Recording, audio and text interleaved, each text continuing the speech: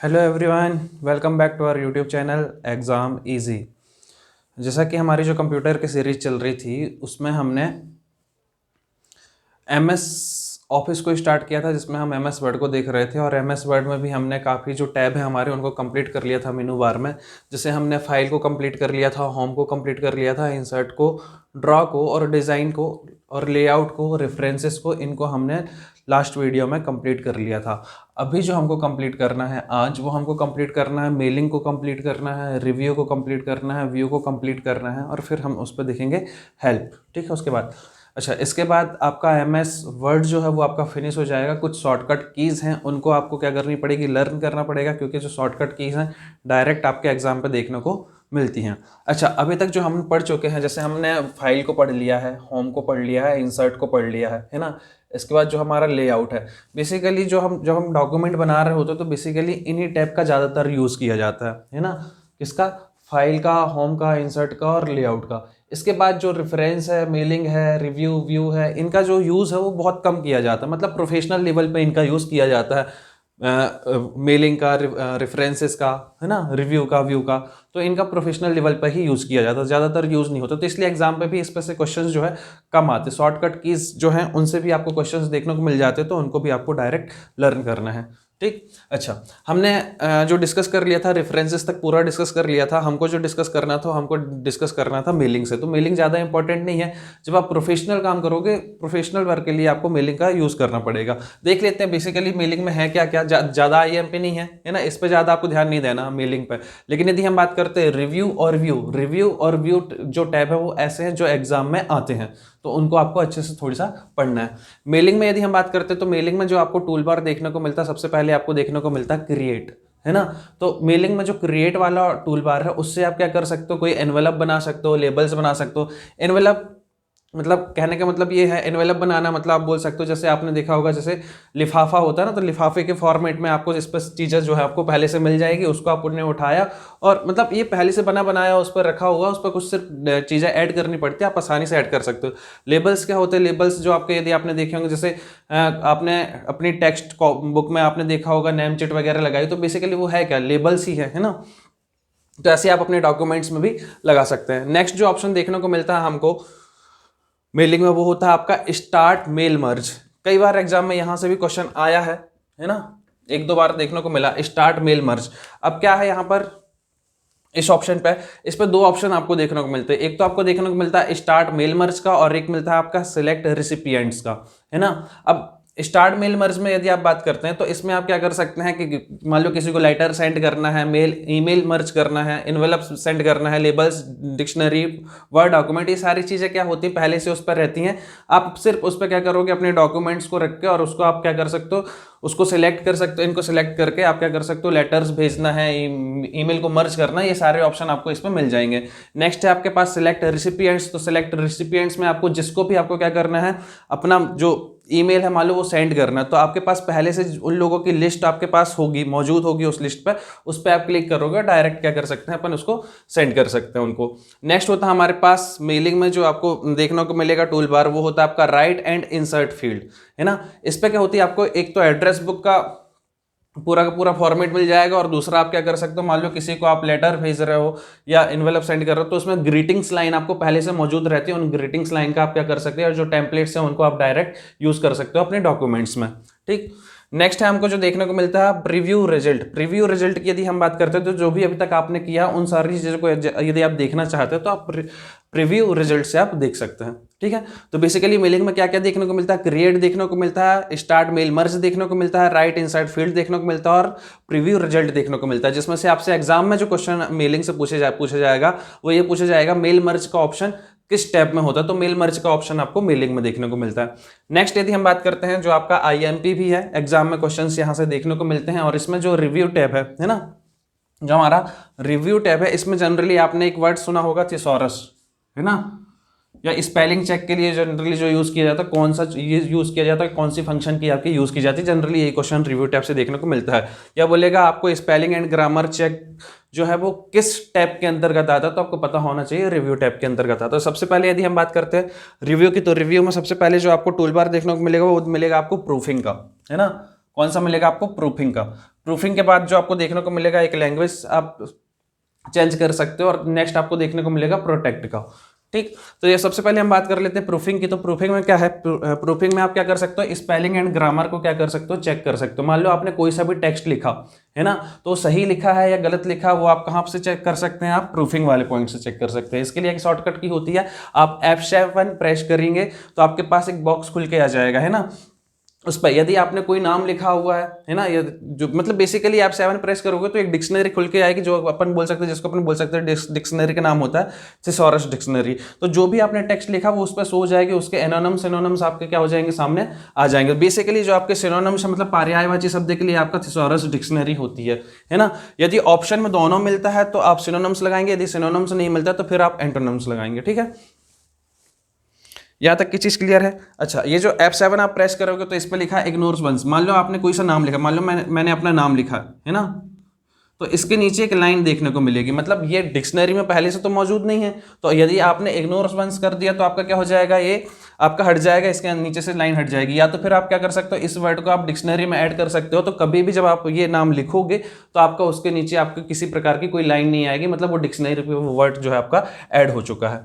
अब यदि हम बात करते हैं, आप जब भी टेक्स्ट लिखते हो है ना, तो आपको क्या होगा, कुछ लाइन नीचे देखने को मिलती है। मान लो आपने लिखा, कोई भी टेक्स्ट लिखा, उसके नीचे मान लो आपको रेड कलर की लाइन देखने को मिल रही है। रेड कलर की लाइन देखने को मिल रही है मतलब आपने उस वर्ड में कहीं ना कहीं स्पेलिंग में मिस्टेक की हुई है। यदि और ये जो है कुछ आपको नीचे वेव के फॉर्म में देखने को मिलती है ये लाइन। ठीक है, नेक्स्ट आपके पास होती है, आपको यदि ग्रीन कलर की लाइन वेव के फॉर्म में देखने को मिल रही है, मतलब आपने कहीं ना कहीं ग्रामर में मिस्टेक की हुई है। नेक्स्ट यदि हम बात करते हैं, अंडरलाइन देखने को मिल रही है ब्लू कलर की, तो ब्लू कलर का मतलब यह है कि आपका कहीं ना कहीं कंसिस्टेंसी एरर है उस पर। कंसिस्टेंसी एरर का मतलब है आपने सही तरीके से पंक्चुएशन मार्क्स को आपने यूज नहीं किया हुआ है। ठीक है, नेक्स्ट यदि हम बात करते हैं लैंग्वेज की, तो आप क्या कर सकते हो, लैंग्वेज को चेंज कर सकते हो। नेक्स्ट है आपके पास प्रोटेक्ट रिव्यू के अंतर्गत। तो प्रोटेक्ट में क्या होता है, जैसे आपने कोई भी फाइल बनाई है ना, जैसे आपने कोई भी फाइल बनाई है तो आप क्या करते हो, उस फाइल को कोई और ना पढ़ सके, तो आपने उस पर क्या कर दिया है, सिर्फ उसको इस तरीके, या तो आप वाटर मार्क का यूज कर लो है ना, या तो फिर कई लोग क्या कर लेते हैं, वाटर मार्क को भी एडिट कर देते हैं, मतलब उसकी जगह कुछ और यूज कर सकते हैं, अपना नाम यूज कर सकते हैं। तो लोग क्या कर लेते हैं, यहाँ पर प्रोटेक्ट में जाएंगे और फाइल को सिर्फ रीड के फॉर्मेट बना देते हैं कि सिर्फ आप उस फाइल को पढ़ सकते हो। यदि आपको उस पर कुछ एडिट करना है तो उसके लिए आपको पासवर्ड की जरूरत पड़ेगी। ठीक है, मेरे ख्याल से यहाँ तक समझ में आ गया होगा। नेक्स्ट आपके पास जो इंपॉर्टेंट होता है व्यू टैब। व्यू टैब के बारे में हमने पहली क्लास में भी डिस्कस किया था कि पहले के टाइम पर 2007 से पहले की यदि बात करोगे तो ये लेफ्ट हैंड साइड में देखने को मिलता था आपको, है ना।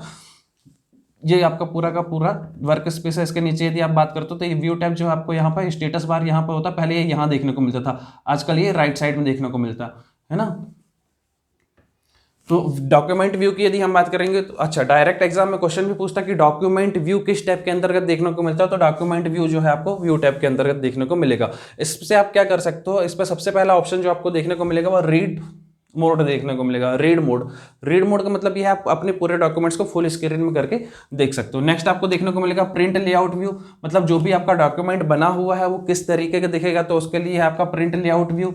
नेक्स्ट यदि आप बात करते हो web layout view, web layout view यदि आप अपने डॉक्यूमेंट्स को वेब पेज के फॉर्म में बनाना चाहते हैं, जैसे आपको मैंने बताया था स्टार्टिंग में, स्वे वेब पेज करके एक एप्लीकेशन आता है, उससे आपके जो है आपके वेब पेज में कन्वर्ट हो जाती है चीज़ें, है ना। तो इससे आप देख सकते हो वेब लेआउट व्यू से। नेक्स्ट यदि हम बात करते हैं, नेक्स्ट आपको डॉक्यूमेंट व्यू में ही देखने को मिलेगा आउटलाइन मोड।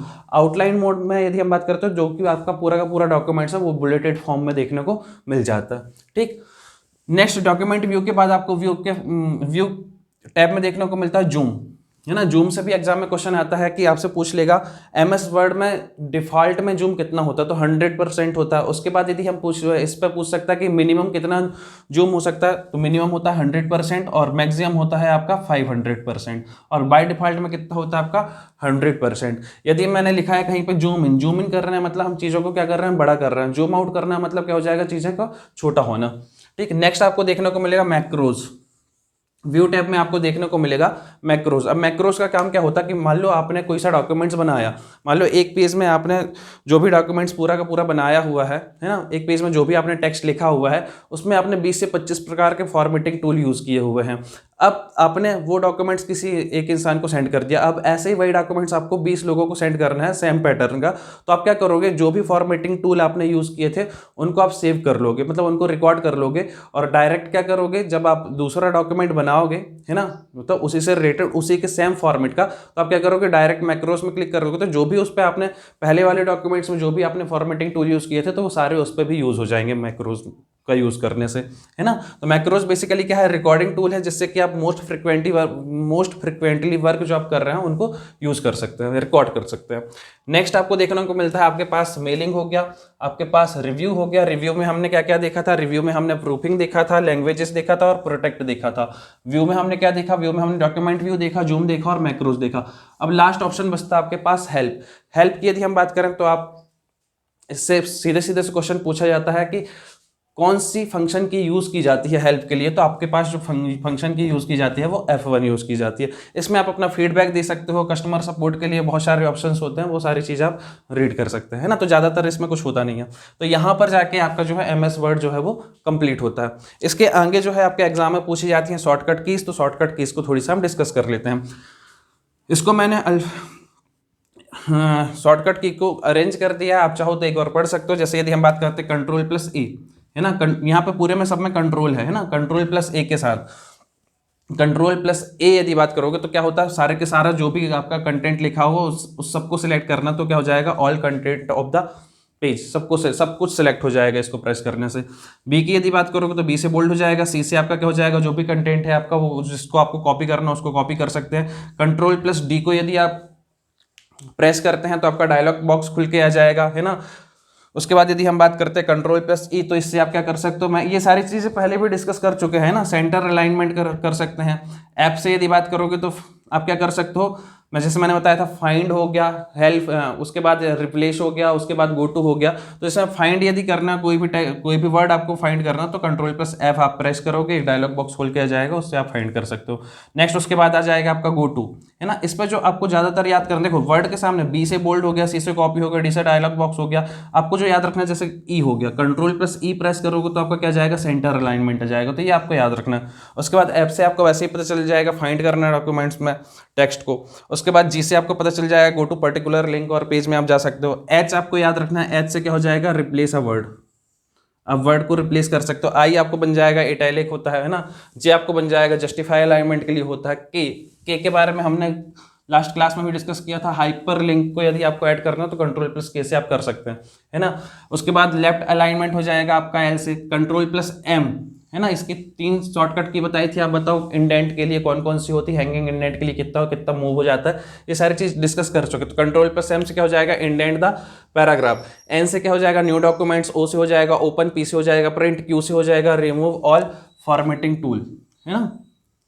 नेक्स्ट यदि हम बात करते हैं आर से क्या हो जाएगा, राइट अलाइनमेंट। एस से क्या हो जाएगा आपके पास, सेव। और F12 यदि आप प्रेस करते हो तो क्या हो जाएगा आपके पास, सेव एस। उसके बाद यदि Shift+F12 यदि आप प्रेस करते हैं, देखो एस से होता है सेव, F12 से होता है सेव एस, और यदि Shift+F12 यदि आपने प्रेस किया तो उससे भी क्या हो जाएगा, आपका सेव हो जाएगा। नेक्स्ट यदि हम बात करते हैं टी से, टी से क्या हो जाएगा, हैंगिंग इंडेंट हो जाएगा। यू आपको पता है अंडरलाइन, वी आपको पता है पेस्ट। डब्ल्यू से क्या हो जाएगा आपके पास, Ctrl+W प्रेस करोगे तो आपको क्या मिल जाएगा, विंडो अप, मतलब बोल सकते हैं क्लोजअप। एक्स आपको पता है कट। Ctrl+Y की यदि बात करोगे तो क्या हो जाएगा, अंडो। और Ctrl+Z की यदि बात करोगे तो रीडो। ये भी आपको एग्जाम में देखने को मिलते हैं, ठीक है। नेक्स्ट यदि हम बात करते हैं फंक्शन की, है ना। जब आपने अपना कीबोर्ड देखा होगा तो ऊपर F1 F2 F3 इस तरीके से फंक्शन की आपको देखने को मिलती है ना। तो उनका क्या क्या यूज है, तो इसमें से F10 तक है, F12 तक है पूरी की पूरी फंक्शन की। इनमें से जो आपको बेसिकली याद करना है, जैसे आपको मैंने F1 के बारे में बता दिया, F1 का यूज कहाँ पर होता है, हेल्प के लिए होता है। F2 का यूज किसके लिए होता है, मूव टेक्स्ट के लिए होता है।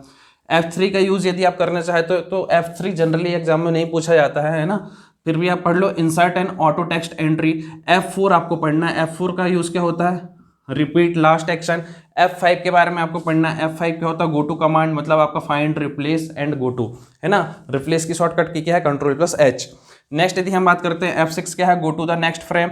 F7 क्या होता है, F7 आपको पढ़ना है, चूज स्पेलिंग कमांड, है ना, जैसे अपन अभी यहाँ पर देखा था F7 का यूज़ कहाँ पे होता है, स्पेलिंग एंड ग्रामर चेक करने के लिए। नेक्स्ट यदि हम बात करते हैं F8 आप नहीं पढ़ोगे तो भी चलेगा, 9 भी आपको नहीं पढ़ना। F10 की यदि आप बात करो तो F10 आपको पढ़ना है एक्टिवेट द मेनू बार। उसके बाद F11 की बात करोगे go to the next field, और F12 आपको पता है सेव एज के काम पे आता है, ठीक है। उसके बाद कुछ शॉर्टकट कीज और हैं जो आपको याद करनी है, जैसे यदि हम बात करते हैं Ctrl+1, Ctrl+1 है ना, Ctrl+1 यदि आप प्रेस करते हो तो Ctrl+1 का मतलब क्या है आपका, ये पहले भी डिस्कस कर चुके हैं, लाइन स्पेसिंग के लिए यूज होता है, सिंगल स्पेस लाइन के लिए होता है Ctrl+1। Ctrl+2 की यदि बात करोगे तो डबल स्पेस लाइन, और Ctrl+5 का यूज करते हो आप तो क्या हो जाएगा 1.5 लाइन स्पेसिंग के लिए हो जाएगा। नेक्स्ट आपके पास होता है Ctrl+Alt+1। कंट्रोल के साथ जब आप अल्ट को प्रेस करते हो और साथ में आप क्या प्रेस करते हो 1, तो आपका क्या हो जाएगा चेंज टेक्स्ट टू हेडिंग 1। यदि आपका यहाँ पर 2 आ गया तो हेडिंग 2, और यदि 3 आ जाएगा तो हेडिंग 3, है ना। टेक्स्ट को जो है मतलब आप चेंज कर सकते हो टेक्स्ट को, है ना, कैसे हेडिंग 1 में, हेडिंग 2 में या हेडिंग 3 में। नेक्स्ट आप बोल सकते हो Ctrl+F1। Ctrl+F1 क्या होता है ओपन द टास्क पैनल, है ना, open the task panel. Next यदि हम बात करते हैं Ctrl+F2 display the print preview, ये भी आपका IMP है। प्रिंट प्रीव्यू की शॉर्टकट की क्या होती तो Ctrl+F2। नेक्स्ट यदि हम बात करते हैं Alt+Ctrl+F2, आप नया डॉक्यूमेंट्स ओपन कर सकते हो। Ctrl+Shift+F6 क्या हो जाएगा, जो भी आपका डॉक्यूमेंट्स खुला हो, इसके अलावा यदि दूसरा MS ऑफिस का कोई सा भी MS वर्ड का कोई सा भी डॉक्यूमेंट ओपन करना तो आप ओपन कर सकते हैं Ctrl+Shift+F6 से।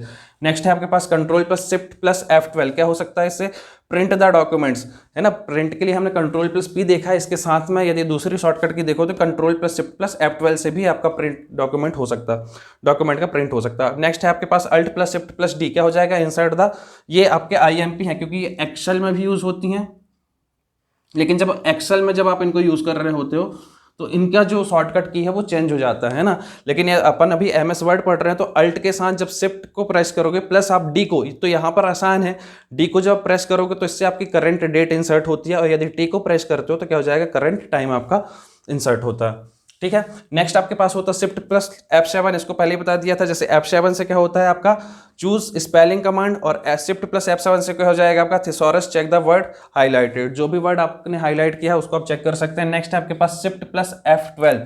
Shift+F12 से हमारा क्या हो, जैसे F12 से क्या होता है सेव एस होता है, यदि हम Shift+F12 को प्रेस करते हैं तो हमारा उससे क्या होगा डॉक्यूमेंट सेव होगा। यहाँ तक की चीजें मेरे ख्याल से समझ में आ गई होंगी।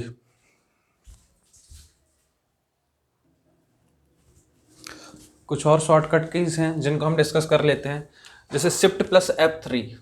Shift+F3 से क्या हो जाएगा, Shift+F3 को यदि आप प्रेस करते हो तो आपको जो आपका अपर केस माइक्रोसॉफ्ट वर्ड में जो आपका अपर केस है वो अपर केस से लोअर केस में चेंज कर सकते हैं, या प्रत्येक जो भी आपका वर्ड लिखा हुआ उसका जो पहला वाला जो वर्ड होगा वो उसको आप क्या कर सकते हो कैपिटल के फॉर्म में लिख सकते हो। जैसे आपने कुछ भी लिखा तो जैसे आपने मान लो डिक्रीज सिलेक्टेड फॉन्ट लिखा तो इसका ये कैपिटल में हो जाएगा, ये भी कैपिटल में हो जाएगा, ये भी कैपिटल में हो जाएगा। तो Shift+F3 से आप ये कर सकते हो।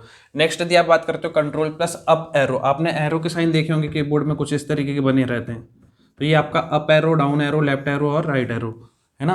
तो यदि हम बात करते हैं कंट्रोल के साथ यदि आपने अप एरो को प्रेस किया तो आपका इससे क्या हो जाएगा कि आप कहां पर पहुंच जाओगे, आप अपने पैराग्राफ के या अपनी लाइन के स्टार्टिंग पॉइंट में आ जाओगे। यदि आपने Ctrl+डाउन एरो को प्रेस किया तो आप अपने जो भी लाइन है, जो भी आपने लिखा है लाइन के सबसे लास्ट में पहुंच जाओगे, या तो फिर जो आपका पैराग्राफ है पैराग्राफ के सबसे लास्ट में पहुंच जाओगे। यदि आप Ctrl+डिलीट बटन को प्रेस करते हैं तो इससे क्या होगा delete word to right of cursor, ठीक है। Ctrl+बैक स्पेस करोगे तो इससे क्या हो जाएगा लैपटॉप कर्सर पे डिलीट होगा। नेक्स्ट यदि हम बात करते हैं Ctrl+एंड से, तो Ctrl+एंड से आप कहां पहुंच जाओगे, जो आपका कर्सर है डॉक्यूमेंट के एंड में पहुंच जाएगा, ठीक है। नेक्स्ट यदि आप बात करते हो Ctrl+होम की, तो Ctrl+होम से आप क्या हो जाओगे स्टार्टिंग में पहुंच जाओगे, आपका जो कर्सर है वो स्टार्टिंग में पहुंच जाएगा डॉक्यूमेंट के। नेक्स्ट है आपके पास Ctrl+स्पेस बार। Ctrl+स्पेस बार से क्या होगा कि जो आपका हाईलाइटेड टेक्स्ट है, reset highlighted text to default font, default font में आपका क्या हो जाएगा वो चेंज हो जाएगा, है ना, रिसेट हो जाएगा। Ctrl+Shift+F, इससे क्या हो जाएगा आपका फॉन्ट चेंज होगा, ठीक है। उसके बाद ये वाले जो शॉर्टकट कीज हैं इनको हमने स्टार्टिंग में जब पढ़ रहे थे तभी डिस्कस कर लिया था। Ctrl+ब्रैकेट, है ना, कैसा ब्रैकेट है एक इस तरीके का, तो यदि इस तरीके का ब्रैकेट आप यूज करते हो कंट्रोल के साथ तो आपका क्या हो जाएगा जो भी आपका फॉन्ट है उसका साइज जो है वो इंक्रीज हो जाएगा। अब कितने पॉइंट इंक्रीज होगा, तो आपका ये इंक्रीज होगा +1 पॉइंट, ठीक है। नेक्स्ट यदि हम बात करते हैं Ctrl+Shift+ आपने ग्रेटर देन का साइन यदि लगाया तो उससे आपका क्या हो जाएगा, आपका जो फॉन्ट का जो साइज है वो 1 पॉइंट तो बढ़ेगा, लेकिन कब तक, 12 पॉइंट तक। और 12 पॉइंट के बाद में ये इंक्रीज होना स्टार्ट हो जाएगा +2 पॉइंट से। ठीक है, नेक्स्ट इसका जस्ट अपोजिट कंट्रोल प्लस, यदि आपने ब्रैकेट को ओपन किया है, मतलब कुछ इस तरीके से ये वाला ब्रैकेट यूज किया है, तो उस कंडीशन में आपका क्या हो जाएगा, जो आपका फॉन्ट होगा वो आपका क्या हो जाएगा, डिक्रीज हो जाएगा -1 पॉइंट से। इसके साथ यदि आपने लेस देन वाला साइन यूज किया तो इससे क्या हो जाएगा, 12 पॉइंट्स तक तो ये -1 पॉइंट से डिक्रीज होगा, जबकि यदि हम बात करें 12 के बाद से, 12 पॉइंट्स के बाद से -2 पॉइंट से डिक्रीज होना स्टार्ट हो जाएगा। नेक्स्ट है आपके पास control plus shift plus star, तो इससे क्या हो जाएगा, आपका व्यू जो भी आपका सामने दिख रहा है वो दिखने लगेगा, या हाइड नाउ प्रिंटिंग कैरेक्टर, जो भी प्रिंटिंग कैरेक्टर है वो हाइड हो जाएंगे। नेक्स्ट यदि हम बात करते हैं control plus left arrow, control plus left arrow की यदि बात करोगे तो जो आप क्या कर जाओगे, मूव कर जाओगे, move 1 word to the left, आप word to word left side में क्या करोगे, मूव कर जाओगे। और यदि राइट एरो करते हैं तो क्या हो जाओगे आप, वर्ड क्या हो जाएगा आपका, राइट साइड में मूव हो जाएगा, है ना। तो move 1 word to the right, एक शब्द आप क्या कर जाओगे, आगे चले जाओगे। ठीक है, तो मेरे ख्याल से जो भी शॉर्टकट कीज थी वो हमने डिस्कस कर ली। आप इनको 2-3 बार देख लो, आपको इन्हीं में से कोई ना कोई आपके एग्जाम में देखने को मिल जाएगी। ठीक है, यदि वीडियो आपको पसंद आता है तो चैनल को लाइक करो, शेयर करो और सब्सक्राइब करो। Okay, thank you.